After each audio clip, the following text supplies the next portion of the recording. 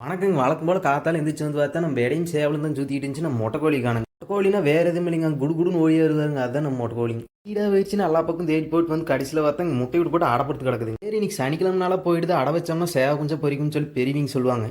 ஒரு வடை சட்டி எடுத்துட்டு போய் மண்ணை வலிச்சிட்டு வந்து கல்லு தனியாக மண்ணு தனியாக சடிச்சு எடுத்துக்கலாமுங்க. நம்ம முட்டைக்கோழி வச்சிருந்த முட்டை எல்லாத்தையும் எடுத்து ஃப்ரிட்ஜுக்குள்ள வச்சிருந்தோங்க. அதை எடுத்து வெளியே ஆற வச்சுக்கலாமுங்க.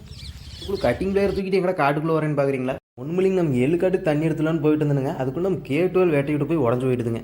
அப்புறம் இப்போதைக்கு அவசரத்துக்கு என்ன பண்ணுறதுன்னு தெரியாமல் இந்த கட்டிங் பிளேயர் வச்சு தான் திருப்பிட்டு இருக்கிறனுங்க. கேட்டுவெல்லாம் திருப்பி முடிச்சு போய் தண்ணி எடுத்து விட்டாச்சுங்க.